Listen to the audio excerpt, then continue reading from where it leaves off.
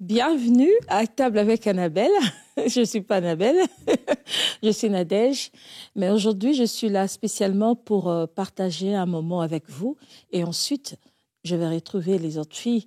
Ensemble, nous allons prier, avoir un moment de prière avec vous. Alors aujourd'hui, Dieu m'a mis à cœur de partager quelque chose avec vous.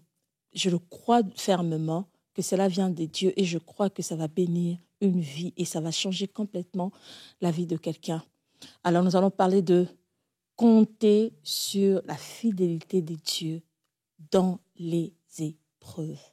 Compter sur la fidélité de Dieu dans les épreuves. Vous savez, les épreuves, les épreuves, des fois, on n'arrive même pas à expliquer parce que c'est tellement dur. Les épreuves peuvent être une maladie, des difficultés, des calamités, des choses qui nous font mal, des choses qui nous poussent des fois à se poser des questions.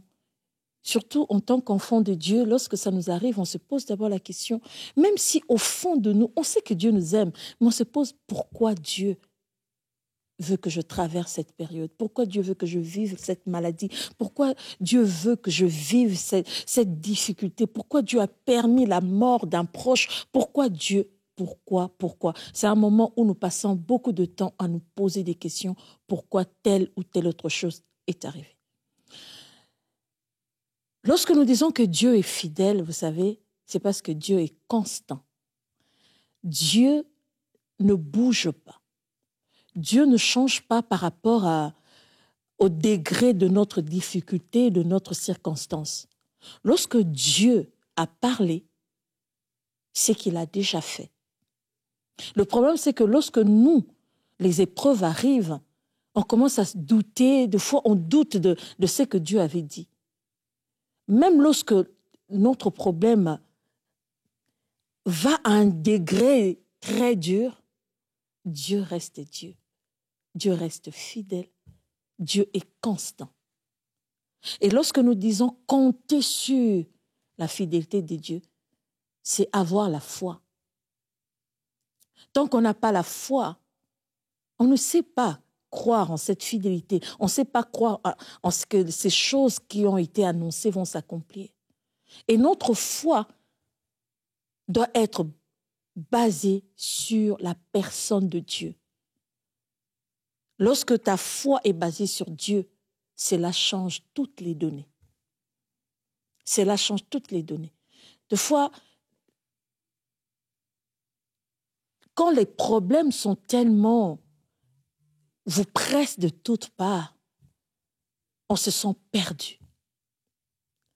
J'ai quelqu'un qui me disait, oh, j'ai tout fait. Je sens que je n'y arriverai plus, je suis fatiguée. Mais j'aimerais encourager quelqu'un aujourd'hui, ce matin, à croire en Dieu. Vous ne placez pas votre foi sur un humain. Vous ne placez pas votre foi sur n'importe qui. Vous placez votre foi en celui qui a créé toutes choses, en celui qui a créé tout ce que nous voyons par sa simple parole. Alors lorsque lui, il a parlé, sachez qu'il va le faire. Dieu est fidèle d'abord à lui-même. Dans sa nature, il est fidèle. Alors lorsqu'il nous dit quelque chose, il va le faire. Parce qu'il ne peut pas faire autrement que sa propre nature. Il va accomplir exactement ce qu'il dit parce qu'il est fidèle dans sa nature d'abord. Pas d'abord par rapport à ce qu'il nous dit, mais par rapport à ce qu'il est. Et aujourd'hui, je voulais partager sur Joseph. Joseph, un des fils de Jacob. Joseph, un jour, il a fait un rêve. Il a vu le soleil, la lune et les étoiles s'incliner devant lui. Il a gardé dans son cœur. Il n'a pas gardé. Il a annoncé. Et ses frères ont été jaloux. Et un jour, ils ont pris Joseph, ils l'ont vendu. Joseph a été vendu. On l'a vendu chez les Madianites et puis on l'a amené en Israël, on l'a amené en Égypte, excusez-moi. comme esclave. Je me pose pendant quelques secondes, je me mets à la place de Joseph pour me dire, comment je peux être vendu comme esclave? N'est-ce pas moi qui ai vu le soleil, la lune s'incliner? Des fois, lorsque les épreuves nous arrivent, on ne sait plus associer notre vie et la parole de Dieu et la promesse qui nous avait été faite parce que ça n'a plus rien à voir. Mais sachez, même lorsque ça semble bizarre, même lorsque ça semble contraire, sachez que Dieu a toutes les capacités pour accomplir ce qu'il vous a dit. Alors Joseph a été vendu comme esclave. Ce qui m'étonne toujours, c'est on dit que Joseph a été vendu chez Potiphar comme esclave, mais la Bible dit Dieu était avec Joseph. Moi, je me demande, Dieu, tu étais là avec Joseph, comment? Il est esclave, il souffre, on peut le frapper, on lui a privé des libertés. Mais comment est-ce que la Bible dit que Dieu était avec Joseph? La preuve, tout ce qui passait entre les mains de Joseph, c'est fructifié. Même Potiphar, son maître, a vu qu'il y avait quelque chose de différent avec Joseph. Et il a commencé à confier tout ce qu'il avait à Joseph, parce qu'il voyait que lorsque Joseph s'occupait de quelque chose, comme la main de Dieu était sur lui, les choses prospéraient. J'aimerais dire à quelqu'un, je sais que c'est dur, je sais que ça fait mal, mais sachez que Dieu est avec vous. Lorsque Dieu, la Bible dit, Dieu dit dans sa parole, je ne t'abandonnerai point. Il dit que même lorsque tu seras face aux épreuves, il est toujours là. David le dit bien, quand je marche dans la vallée de l'ombre de la mort, je ne crains aucun mal. Dieu est là, même dans la vallée de l'ombre de la mort. J'aimerais dire à quelqu'un, même quand c'est tout noir, dans la vallée, en plein ténèbres, mais sachez que vous ne traversez pas cette vallée seule. Dieu est avec vous. Il est avec vous. Vous n'êtes pas dans cette vallée pour y rester. Vous êtes dans cette vallée pour la traverser. Et vous allez la traverser. Alors la Bible dit, Dieu était avec Joseph. Tout prospérait. Et après un moment, la femme de Potiphar a commencé à faire des avances à Joseph. J'essaie de m'imaginer, en tant qu'humain, peut-être Joseph pouvait se dire, ouf, voilà une occasion de s'en sortir un peu. Si je sors avec la femme du boss, je peux avoir quelques avantages. Mais ce qui m'étonne, Joseph dit, je ne peux pas faire cela. Comment ferais-je du mal, ce mal aux yeux de l'Éternel? Comment ferais-je cela l'Éternel?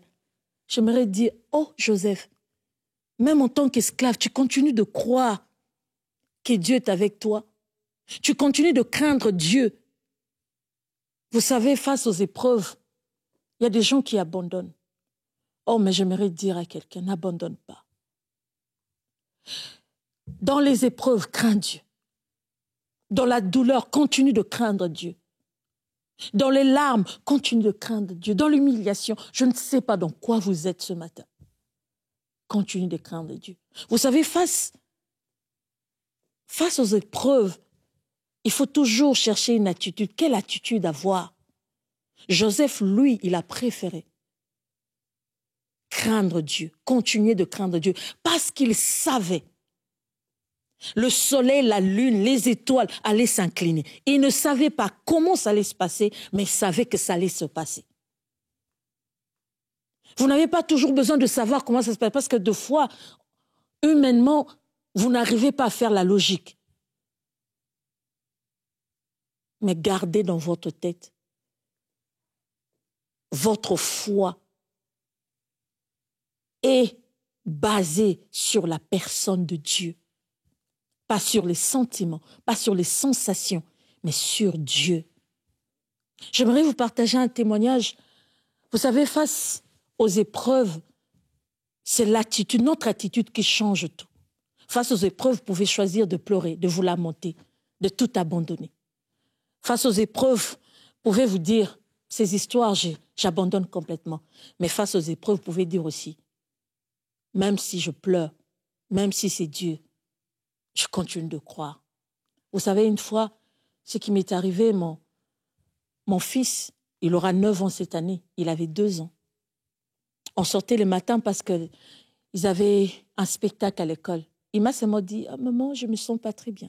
Je me suis dit, bon, je vais aller à l'école. Après l'école, je vais passer voir un médecin. Alors, on arrive.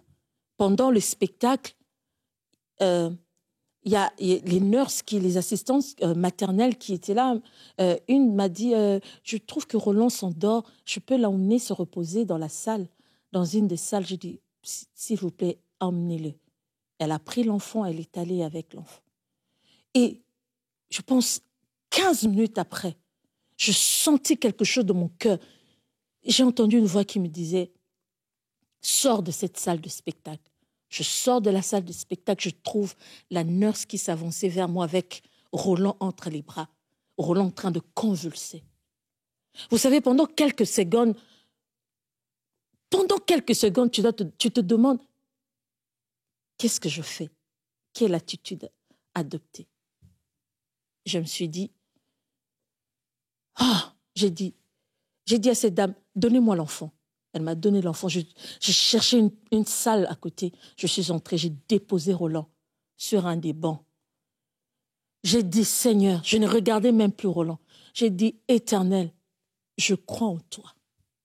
En ce moment où ma nature humaine veut s'éparpiller, Seigneur, je crois en toi. Je viens te dire que je crois en toi. Je sais ce que tu m'as dit sur Roland. Alors je sais que Roland ne mourra pas. Roland vivra.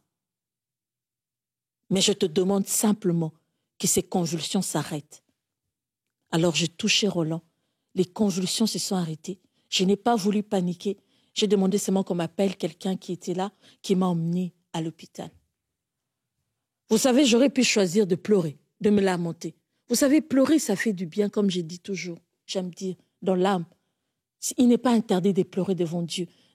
C'est toujours bien d'exprimer ses émotions aussi devant le Seigneur, de pleurer. J'aurais pu pleurer, j'aurais pu paniquer, mais en ce moment-là, je me suis souvenue de la parole du Seigneur. Et ça m'a apaisée. J'ai choisi de croire en Dieu, malgré la douleur. J'ai choisi de croire en Dieu, malgré les difficultés. J'ai choisi de croire en Dieu. J'aimerais pousser quelqu'un ce matin à regarder sa situation, à regarder son adversité, à regarder sa maladie, à regarder sa calamité, à regarder son malheur, si je peux le dire, et à dire, je crois en Dieu. Je sais qu'il est fidèle. Je sais qu'il est constant. Lorsqu'il a parlé, même lorsque ça bouge, il est constant. Il va l'accomplir. Jésus dans la barque, avec les disciples, il y a eu la tempête. La tempête bougeait la barque. Bougeait la barque. Jésus dormait comme si de rien n'était. Il savait ce qui se passait. Ils ont réveillé Jésus. Et Jésus a calmé le vent. Jésus a arrêté la tempête. Appelez Jésus, comme les disciples dans la barque. Quand c'est mal, quand c'est dur, quand vous ne savez même plus comment parler, même pas, vous ne savez même plus comment prier, je vous en supplie, criez à Jésus. Je vous en supplie, tournez vos regards vers Dieu, je vous en supplie. Et ne laissez pas le diable vous mentir. Ne laissez pas le diable gonfler ce problème tellement dans votre tête que vous pensez, que vous arrivez même à penser que c'est impossible à Dieu de faire quoi que ce soit. Je vous en supplie. Comme ses disciples à la barque, criez à Dieu. Joseph a accepté la prison pour ne pas trahir Dieu. Et nous connaissons la suite. Finalement, Joseph a été Premier ministre. Le jour où son père, ses frères se sont inclinés devant lui. J'essaie de m'imaginer, je dis, Joseph s'est dit, oh, enfin, j'ai vu ce rêve se réaliser. J'aimerais dire à quelqu'un que personne ne brise vos rêves. Que personne ne vous fasse croire que ce que vous aviez vu n'était qu'un simple rêve. Lorsque Dieu vous parle, lorsque Dieu vous montre quelque chose, c'est que c'est déjà fait dans le ciel. Et ça le sera aussi sur la terre. Joseph, enfin Premier ministre. Et ce n'était pas seulement pour qu'il soit Premier ministre que ses parents s'inclinent devant lui, mais c'était aussi pour la destinée de tout Israël. Vous savez, lorsque nous traversons les épreuves, ne soyons pas, un moment, ne soyons pas seulement égoïstes à regarder, à arrêter ce problème qu'à nous. J'aimerais pousser quelqu'un à se dire, pourquoi? J'ai appris. Je suis quelqu'un qui est passé par beaucoup d'épreuves et j'ai appris à ne jamais plus me lamenter, mais à me poser toujours cette question. Pourquoi je passe par ça? Pourquoi je passe par cette vallée? Pourquoi je passe par cette épreuve? Et je vous assure, je tire très vite les leçons et j'avance très vite. Parce que les lamentations vous font perdre du temps. La promesse de Dieu, elle est là, excusez-moi. Elle finira par s'accomplir, mais quand? Des fois, la personne qui peut pousser cela vite, que ça se passe vite, c'est vous-même. Alors ce matin, j'aimerais encore le dire, je vous en supplie. C'est dur, ça fait mal, ça fait pleurer. Vous le sentez dans votre corps. Regardez à Dieu. Tournez votre regard vers celui qui a créé toutes choses par sa simple parole. Car il dit, la chose arrive. Quand il ordonne, elle existe. Car il dit, la chose arrive. Quand il ordonne, elle existe. Votre solution, avec vos yeux humains, vous vous dites, je ne trouve pas de solution humaine à ces problèmes. Mais sachez que Dieu, lorsqu'il parle, sa parole est créatrice. Lorsqu'il parle, sa parole sort de l'invisible et ramène vers le visible. Je vous en supplie. Je vous en supplie. Essuyez vos larmes. C'est encore dur, mais levez-vous. Continuez de craindre Dieu. Je vous en supplie, c'est dur. Vous ne savez même pas vous lever physiquement parce que la maladie vous a cloué dans un lit. Mais je vous en supplie, tournez vos regards vers Dieu. C'est lui qui ne ment pas. C'est lui qui n'a jamais menti. Et là, oh, comptez sur la fidélité de Dieu. J'aimerais que quelqu'un place sa foi. Votre foi, c'est en Dieu que vous la placez. Et ce matin, j'aimerais que quelqu'un place sa foi en la personne de Dieu. Il va le faire. S'il y a une chose que j'ai pu voir dans mes épreuves personnelles, c'est qu'il est toujours là. Vous savez, même lorsque l'épreuve, elle est tellement dure, vous priez peut-être, vous avez prié une fois, il n'y a encore pas eu de solution, mais Dieu nous fait toujours de clin d'œil. Vous attendez telle chose que quelque chose se passe, mais il vous fait des clins d'œil dans d'autres domaines de votre vie. Dieu est toujours là. Ces clins d'œil, il le fait pour vous montrer qu'il est avec vous. Dieu n'est pas loin. Dieu n'est pas absent. Dieu est présent. Alors, ce matin, face à l'épreuve, ce matin face au malheur, ce matin face à la maladie, ce matin face à la stérilité, ce matin face à toutes ces épreuves, tournons nos yeux vers Dieu. Il a la solution à tout. Il a la réponse qu'il faut. Oh, j'aimerais vraiment dire à quelqu'un d'essuyer ses larmes et de crier à Dieu comme ses disciples dans la barque. Crions à Dieu ce matin. Crions à Dieu ce matin. il est là. Il entend, il voit et il va exaucer. Que Dieu vous bénisse. Alors, on est de retour tout ensemble autour de la table avec toi, Nadège.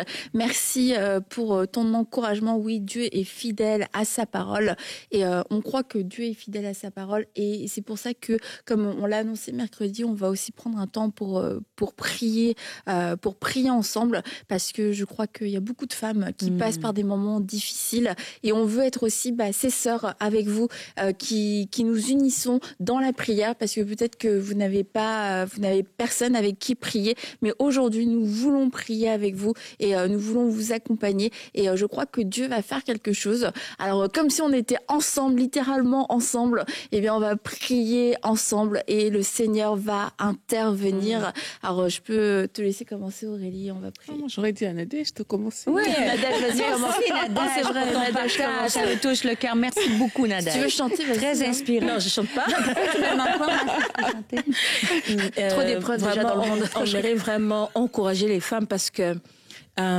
souvent les épreuves nous font oublier certaines choses. Hein. Les épreuves nous font oublier que l'amour de Dieu est là, tellement présent avec nous. Je me rappelle de ce passage de David, le psaume 23, quand il dit quand je marche dans la vallée de l'ombre de la mort, je ne crains rien, car il est avec moi. Au fait, même dans la vallée de l'ombre de la mort, lorsque vous vous sentez seul au-dedans de vous, il est avec vous. Il est avec vous pour traverser cette vallée avec vous. Alors, lorsque les problèmes, les épreuves sont tellement... Vous ressentez cela même dans votre corps, peut-être par la maladie, peut-être par les angoisses. Vous savez plus... comment on dit ça? Vous savez plus où donner de la tête. Sachez qu'il y a des choses qui ne changent pas. Dieu vous aime. Dieu est là. Et Dieu vous connaît. Il sait par quoi vous passez. Alors, il est décidé à faire quelque chose dans votre vie. Pas parce que vous l'avez flatté. Pas parce qu'il a eu pitié de vous. C'est parce qu'il vous aime qu'il va vous sortir de ces épreuves. Mais ces épreuves sont utiles pour vous. Au fait, les épreuves, ce n'est pas pour prouver quoi que ce soit à Dieu. Les épreuves, c'est pour nous mûrir, au fait. Les épreuves mûrissent. Les épreuves, nous tirons tellement des leçons que nous devenons meilleurs dans notre relation avec le Seigneur. Alors, ne désespérez pas. Nous allons passer un moment de prière. C'est vrai que dans les angoisses, dans l'incertitude, on a toujours besoin d'aide à gauche, qui viennent à gauche et à droite. Mais gardez en tête que Dieu vous aime. Vous faites partie du plan parfait de Dieu. Que le diable ne vienne pas vous mentir. Que le diable ne vienne pas troubler cela dans votre tête. Ce qui doit rester dans votre tête, sachez que Dieu vous aime et que vous faites partie d'un plan conçu par lui. Amen. Prions, Nadège. On va prier maintenant. Amen. Est-ce que nous pouvons prier? Oui. Seigneur, en parler, c'est tellement facile. Les vivre, c'est tellement dur. Parce qu'il y en a de ceux qui vivent leurs épreuves dans le corps et ressentent la douleur. Il y en a de ceux qui le voient tous les jours autour d'eux. Les épreuves, ça dépend d'une personne à une autre. Mais nous savons que les épreuves ne sont pas là pour nous tuer. Les épreuves sont là et ça va passer. Ça ne reste pas éternellement. Alors je prie pour une personne qui se sent épuisée, fatiguée par le poids de ces épreuves. Il a dit dans sa parole, déchargez sur moi déchargez tous les problèmes. Je prie que quelqu'un dépose aujourd'hui, maintenant, tout ce qui le fatigue, tout ce qui lui fait poser des questions, tout ce qui lui fait nous fait oublier même l'amour de Dieu. Vous savez, lorsqu'on est concentré sur les problèmes, on oublie que Dieu nous aime, on a le souffle de vie. Ça, c'est l'œuvre de Dieu aussi. Même si la chose pour laquelle vous attendez de voir la main de Dieu, vous ne l'avez pas encore, mais il vous aime parce que vous vivez, vous marchez. Il vous aime. Je prie que l'amour du Seigneur remplisse votre cœur. L'amour de Dieu est tellement vrai. Nous ne parlons pas pour vous faire plaisir, mais nous disons ce qui est vrai. Et ce qui est vrai, c'est l'amour de Dieu pour vous. Dieu vous aime. Que l'amour de Dieu remplisse votre cœur et que ces angoisses tombent et que tout ce que vous ressentez comme amertume tombe. Que l'amour de Dieu envahisse votre cœur. Amen. Je prie pour... Je sens cela très fort dans mon cœur. Je prie que quelqu'un, en ce moment, renouvelle sa confiance en Dieu. Tu te disais, c'est fini, qu'il fasse ce qu'il veut, s'il agira, qu'il agisse. Mais je prie que vous renouvelez votre confiance en Dieu.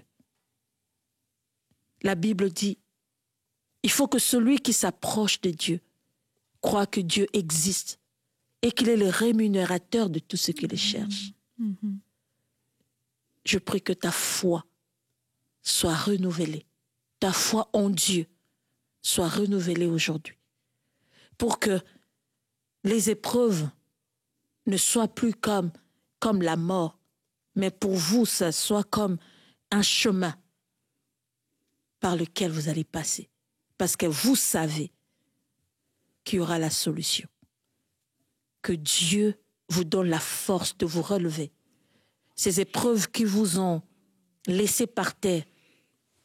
Mais je prie en ce moment que la force de l'Éternel remplisse votre corps, que la force de l'Éternel remplisse votre vie, même dans vos émotions, que vous ayez la force pour vous lever et continuer à avancer. Parce qu'au bout de ces tunnels, il y a Dieu là-bas. Il est en même temps avec vous pour traverser cette vallée, mais il est encore là-bas, il vous attend. Dans ce moment où il n'y aura plus ces épreuves, il vous attend avec cette victoire qu'il vous a déjà accordée à la croix. Au nom de Jésus. Amen. Seigneur, je veux te prier. Seigneur, c'est très fort sur mon cœur pour quelqu'un qui écoute cette émission, puis que tu te dis, j'ai tout essayé, j'ai frappé à toutes les portes, et tu te sens sans ressources aujourd'hui, tu ne sais plus quoi faire. Je veux te dire que les pensées de Dieu sont au-dessus de tes pensées et que Dieu peut te surprendre encore et encore. Il est le Dieu de l'espérance. Je prie en ce moment, Seigneur, que tu viennes déposer dans le cœur de quelqu'un, Seigneur, et tu connais chaque personne en ce moment. Tu connais chaque besoin. Seigneur, tu connais chaque personne auquel ils font face à ce défi, qui pense qu'il n'y a pas de solution, mais toi, tu dis qu'il y a une solution, que tu guides nos pas. Alors, je te prie que tu donnes ou que tu redonnes le don de la foi en ce moment à quelqu'un. Comme une lueur, Seigneur, dans leur cœur, une lumière dans l'obscurité, Seigneur, du cœur. Quand les yeux voient l'obscurité et que le cœur est sombre en ce moment, toi, tu déposes cette lumière qui redonne espoir. Tu dis dans ta parole que tu es le Dieu de l'espérance et que tu donnes l'espoir non pas à petite dose, mais en abondance, non pas par nos forces, mais par le Saint-Esprit. Alors, je fais appel au Saint-Esprit, au don de l'Esprit. Redonne le don de la foi, de voir les choses qui ne sont pas encore comme elles vont devenir. De voir par la foi ton fils qui revient à Dieu, ton enfant à l'école qui est rejeté, peut-être taxé, qui a des problèmes de toutes sortes. Seigneur, tu lui donnes la foi à cette femme, peut-être à cette personne qui est face à un diagnostic pour sa propre vie, dans son entourage, un diagnostic de maladie, Seigneur. Toi, tu es la solution. Toi, tu guéris encore aujourd'hui, Seigneur. Tu donnes aussi la foi pour des mariages qui, tu as l'impression que tu as tout essayé, que tu te sens plus capable de pardonner. Aujourd'hui, en ce moment, tu redonnes la foi, tu redonnes l'amour, Seigneur. Je prie pour des miracles, que cette prière puisse être accompagnée par des signes et des prodiges, car toi, tu es encore le Dieu des miracles. Tu es celui qui guérit, tu es celui qui console, tu es celui que la mort n'a pu retenir. Tu es le nom au-dessus de tout nom. de toute domination, de toute autorité, de toute dépendance. En ce moment, Seigneur, je prie que tu casses des verrous. Il y a comme des prisons qui sont enfermées par des verrous et les portes s'ouvrent en ce moment. Les portes de nos pensées s'ouvrent en ce moment. Tu ouvres les pensées d'une femme. En ce moment, tu lui redonnes cette foi, cette confiance. Tu casses les chaînes. Seigneur, certaines femmes voient des gens dans leur entourage pris avec des chaînes et toi, Seigneur, tu as dit que tu étais venu pour libérer les captifs. Et quand tu as marché sur la terre, tu as dit tout est accompli. Alors, tout est accompli, Seigneur. Tu donnes la foi aujourd'hui. Et je me tiens, Seigneur, et je te prie que tu accompagnes vraiment ces paroles par des témoignages, que nous puissions entendre de ce que nous avons parlé toute cette semaine, de souffrance, Seigneur. Tu as ouvert les yeux, tu as plus redonné la force, mais tu as aussi emmené un témoignage de vie parce que tu es encore celui qui emmène la vie. Et tu relèves, Seigneur, chaque personne au son de ma voix dans cette émission, en ce moment qu'il ressent ta présence, Seigneur, de la tête aux pieds. Je te dis merci, Seigneur. Merci pour ton amour, Seigneur. Merci parce que tu as le regard sur nous, Seigneur. Merci parce que tu nous guides dans la vallée de l'ombre de la mort, comme Nadège a dit, mais dans les verts pâturages, dans les eaux paisibles. Alors, je prie en ce moment pour des eaux paisibles, des verts pâturages, une paix qui surpasse toute intelligence, Seigneur. Amen. Alléluia, gloire Jésus. à toi, Seigneur Dieu. Seigneur, tu es fidèle. Nous proclamons ta fidélité dans la vie de toutes ces femmes qui nous écoutent aujourd'hui. Nous déclarons la fidélité de Dieu. Tu es le Dieu qui donne la vie aux morts et qui appelle les choses qui ne sont pas comme si elles étaient. Amen. Nous déclarons cette fidélité de Dieu. Père, au nom de Jésus-Christ, viens donner la vie à ce qui était mort. Nous appelons à l'existence tes promesses dans la vie de toutes ces femmes qui regardent cette émission aujourd'hui. Au nom de Jésus-Christ, tu as dit, espérant contre toute espérance, il crut. Aujourd'hui, Seigneur, nous espérons contre toute espérance. Nous espérons contre les diagnostics. Nous espérons contre la durée de l'épreuve. Nous espérons, Seigneur. Tu as dit, il ne considéra point son corps. Alors nous ne considérons point ces choses qui se dressent devant nous. Nous ne considérons point ces choses qui paraissent comme des défaites, ces mensonges du diable. Nous les renversons au nom de Jésus. Il y a quelqu'un qui doit se tenir là où il est et dire, je ne considère pas cette situation, je ne considère pas cette épreuve, je ne considère pas cette maladie, mais je me fortifie dans la foi et je donne gloire à Dieu. Nous te donnons gloire, Seigneur. Nous te donnons gloire. Tu ne fais pas les choses à moitié. Oui, il y a eu un soir, il y a eu un matin. Tu ne fais pas les choses à moitié, Seigneur.